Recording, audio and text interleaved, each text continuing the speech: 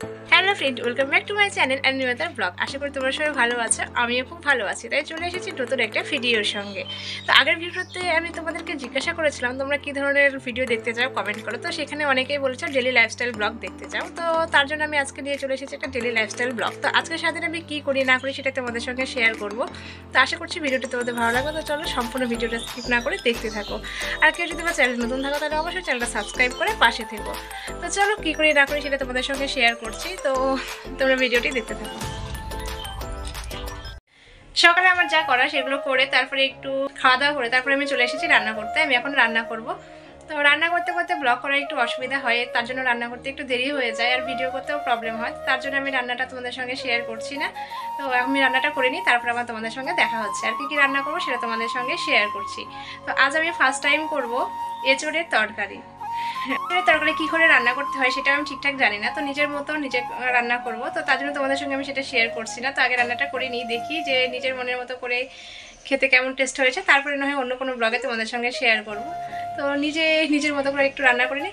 এঁচোড় বা কাঁঠাল কাটতে অনেকটা টাইম লাগে, টাইম নিয়ে কাটতে হয়। তো এখানে দেখো আমার এঁচোড়গুলো একদম কুটে বেছে ধুয়ে নেওয়া একদম কমপ্লিট। তো এগুলো সমস্ত কিছু বৌদি করে দিয়েছে। এখন আমি এটাকে শুধু রান্না করব। তো রান্না করলে বাস হয়ে গেল। তো চলো তোমরা ভিডিওটি স্কিপ না করে দেখতে থাকো।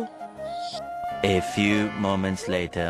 কথায় আছে না, আগে দর্শনধারী ফির গুণ বিচারি। তো দর্শনধারীর দিক থেকে এই তরকারিটা আজকে আমার ঠিকঠাক ভালো হয়নি, কারণ মাছ ভাজছিলাম, মাছ ভাজা তেলে হলুদটা পুড়ে গিয়েছিল। মাছে যে হলুদটা দিয়েছিলাম তার জন্য ওই তেলে রান্না করেছি তরকারিটা, তার জন্য এই তরকারিটা একটু কালারটা কালচে কালচে এসেছে। এটা হলো মাছ দিয়ে আলু দিয়ে করলা দিয়ে তরকারি, উচ্ছে বা করলা যে যেটা বলো আর কি। তো তরকারিটা খেতে টেস্টি হয়েছে, যেহেতু পরে আমি বলছি।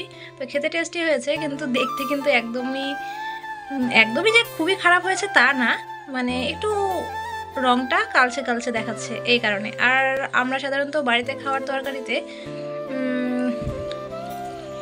মানে সানরাইসের যে গুঁড়ো মশলাগুলো হয় আর কি, লঙ্কা গুঁড়ো বা যেটাই বলো অন্য গুঁড়োগুলো, সেগুলো আমরা ইউজ করি না। তো বাড়িতে ফ্রেশ মশলা আমরা বেটে ইউজ করি, যার জন্য কালারটা আরও এরকম এসেছে। একদম টকটকা কালার আসেনি, একটু কালচে কালচে হয়েছে।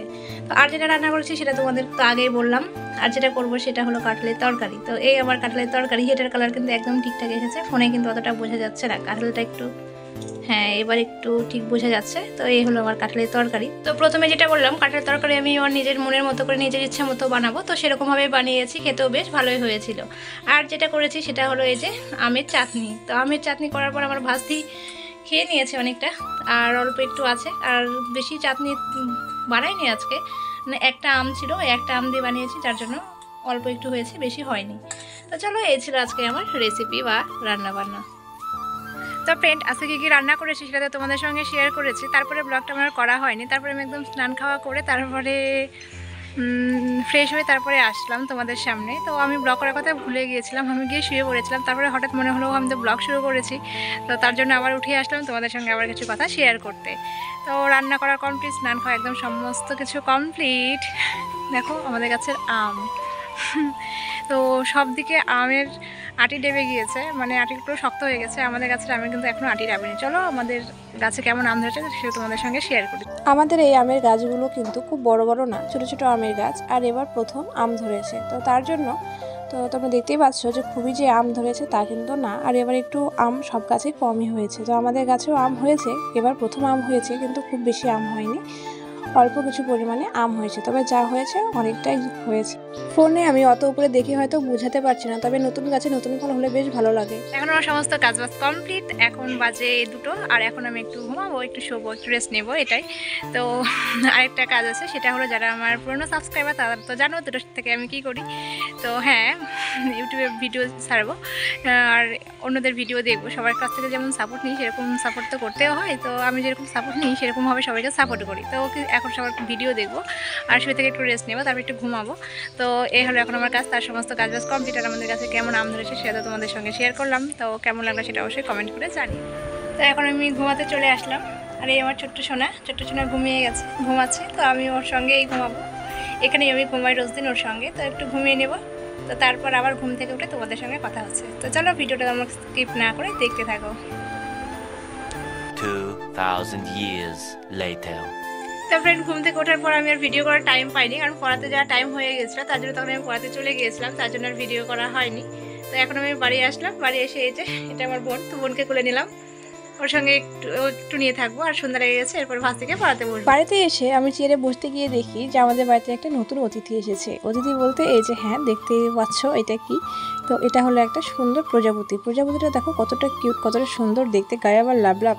বুনুকে কোলে নিয়ে আমি এই ভিডিওটির লাস্ট পার্টটা শ্যুট করছিলাম। তো তখন আমার ভাস্তি এটাকে দেখে, তো আমি কিছু মনে করিনি, কিন্তু ও ওটা দেখে কান্না করতে শুরু করে দিয়েছে, জেদ করতে শুরু করে দিয়েছে যে তুমি পিপিকে নিয়ে ভিডিও করলে, আমাকে নিয়ে কেন করলে না। তো চলো ভিডিওটা ওকে নিয়ে শেষ করি। তো এবার চলো আমার ভাত থেকে পড়াতে বসবো। তো তার জন্য ভিডিওটা আর বড় করছি না। তুমি পড়তে বসবে এখন? কি পড়বা? সরিয়ে সরিয়ে, শুধু সরে সরে বলতে পারো? 1 2 1 2 ABCD ওগুলো বলতে পারো না? তাহলে ওগুলো বলছো না কেন? তো চলো ভিডিওটা আজকে এত পর্যন্তই করছি। ভিডিওটি তোমাদের কেমন লাগলো সেটা অবশ্যই কমেন্ট করে জানিও, আর যদি ভালো লাগে তাহলে অবশ্যই লাইক কমেন্ট শেয়ার করে দিও, আর চ্যানেল নতুন হলে অবশ্যই সাবস্ক্রাইব করে পাশে দেখো। এটা এবার এবার থ্যাঙ্কস করে দাও। আগে আগে আগে আগে বলো, সবাইকে বলো টাটা। পিপিরা ভালো থেকো সবাই। Thanks for watching my video.